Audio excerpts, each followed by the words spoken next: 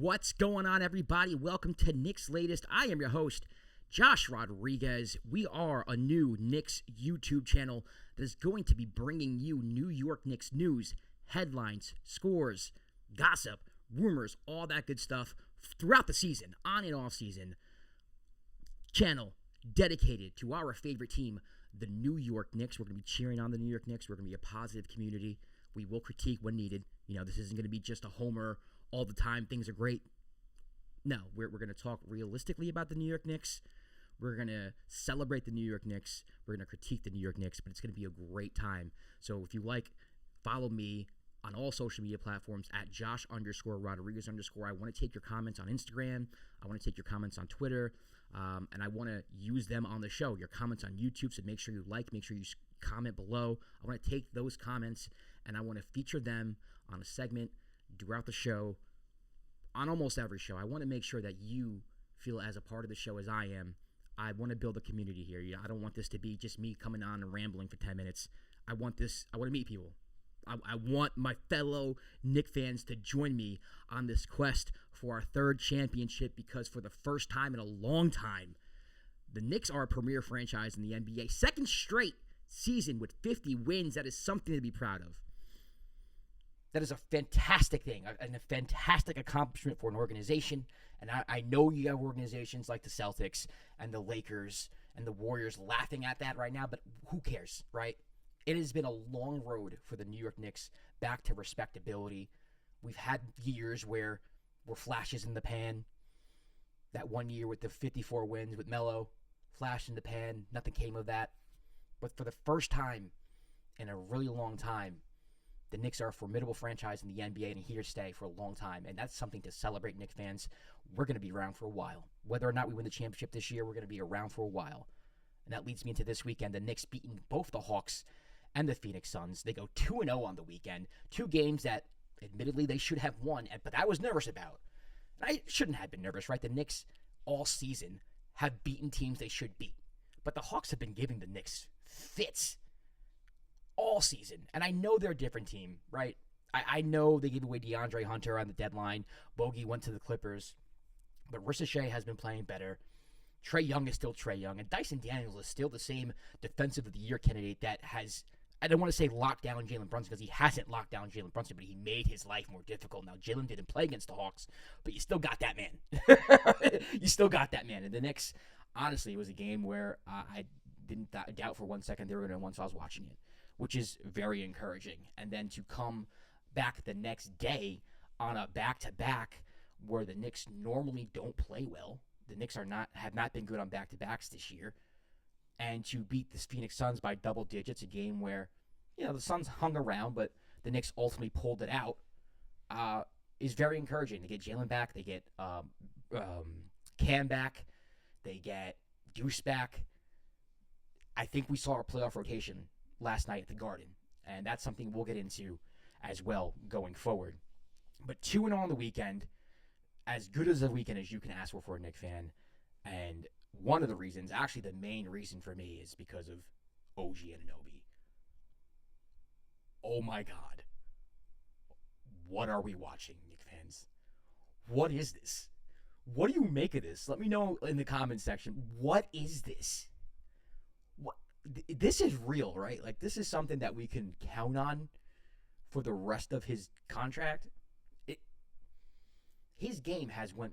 I mean, listen, when we traded for OG last year, when we signed him in the offseason, all I was hoping for was the lockdown defense we got during the regular season and then the playoffs, right? The lockdown defense. And listen, you could be our third option or fourth option, whatever the case is, but hit open threes in the corner.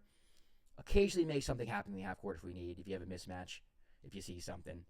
Get some steals, score some fast break points. If you give us 16 to 20, we're good. If you give me 20, I'm thrilled. What is this? And I say that in the most excited and happy way possible. What is this? This has been insane. Check this out. His last 8 games, 35 points, 28 points, 31, 28, 27, 23, 24, 32.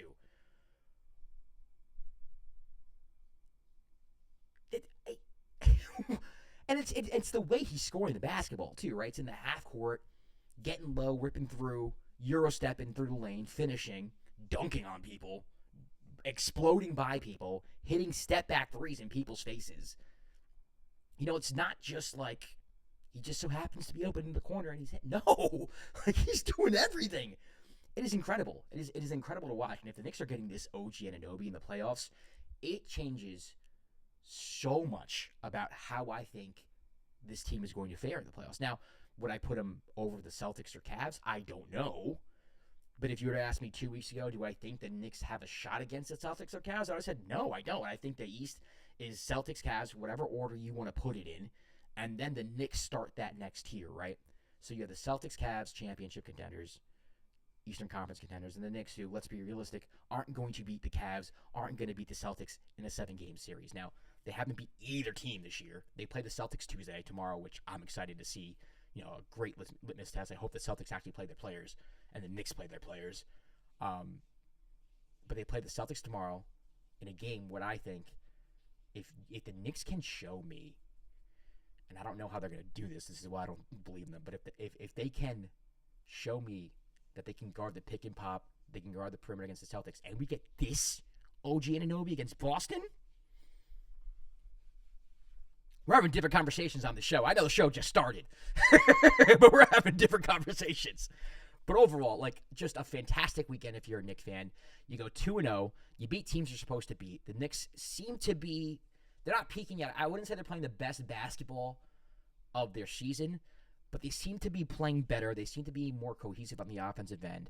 And their magic number is now 1, which means just one Knicks win or a Pacers loss. The Knicks don't even have to win. The Pacers lose, and the Knicks are locked into your 3 seed, which means you have back-to-back years, Knicks 2 seed, Knicks 3 seed, like I said, to kick off the show, making themselves a force in the NBA, a marquee name in the NBA, something to be proud of. And Tibbs can start relaxing and calming down and trying out some lineups maybe I'm cool with. Resting some players like Josh Hart I'm cool with, who I think needs some rest. Get that win against the Celtics tomorrow, or maybe the Pacers lose. Whatever happens, I'm happy with. It seems like this is all but a lock that the Knicks are going to be the 3 seed, and the season ends Sunday. Tibbs, take the opportunity. This is coming from me, right? And I know you take my voice very seriously because you know exactly who I am, and you listen to fans. I wish. Try some lineups. Try to line with the bench, right? Nothing against Campaign. I just really like what I saw with DeLon Wright. I think he fits this team's identity and what we want them to be more than Cam. Nothing against Cam. I just think DeLon's more of a Nick player. Defensively, he gets at it. He doesn't really stick out on the offensive end, and I mean that in the best way possible. I mean that in a way where he's not taking 30-footers for no reason. He'll take the 3 when he's open. He makes the right pass, blends in as a point guard, makes sure everybody gets involved. I love that about him. Maybe experiment with Josh coming off the bench. I'm just saying. Let's get some Mitch and Cat minutes in there. Now, they're not going to play the whole game. Obviously, you don't want them to get hurt, but come on, let's get that big lineup in. Let's see what it looks like. We got 1 week. We got 1 week to experiment. You don't have to play them all game either. We can rest some players. And they're going to get some rest during the play-in, naturally. The playoffs are going to start next weekend. So they're going to have a whole week's worth of rest. But before that, it would be nice to have some rest as well. Experiment some lineups, tips. We're counting on you, baby. Come on. Let's dispel this notion. Let's dispel this notion that you overwork everybody, that you can't take a team from here to here. I'm rooting for you, man. A lot of Knicks fans don't believe, but I believe. I'm rooting for you. Let's do this. Other big news of the weekend, or the day, last night, Jalen Brunson returned. Jalen, listen, he had 15 points, 3 of 9 shooting. Didn't really look to score the basketball. He had 6 assists. Was kind of just fitting in, which is fine. To me, yesterday wasn't so much about how he shot the ball, but more of like how he looked like moving. And Tibbs, I just wanted 25 minutes. There's no reason to throw Jalen 34, out there 34 minutes against the Phoenix Suns when your magic number's 2. Where he just came off he just hurt his ankle. Come on, what are we doing? I understand you want him to get back into shape, but gradually, right? 25 today, 30 against the Celtics, or 25, 25, 30. Like, you can play him the rest of the week and gradually get his conditioning up and then in practice do so. You don't have to. Why give him 34 minutes off the bat? But that's my only complaint. But I think Jalen looked okay. He was rusty. He was rusty. And on the broadcast, they were talking about how rusty he was. But again, like, that doesn't bother me. He hit a big three in the fourth quarter, coming up clutch. I mean, he wasn't as clutch as the other threes that he hit all year, but still clutch three. So I'm not worried about Jalen. It doesn't. I'm not worried about him. I think the Knicks did a good job of rehabbing him. Thankfully, he healed faster than what was expected. And I don't think, to Tibbs' credit, I don't think he'd play him 34 minutes if he wasn't close to 100%. I think at this point it's just conditioning now going forward. So very encouraging sign.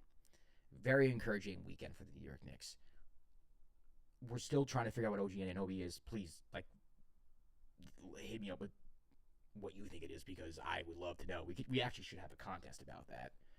Funniest comparison or most accurate comparison I don't know. I'll find a way to give you some merch. Who knows? I don't know.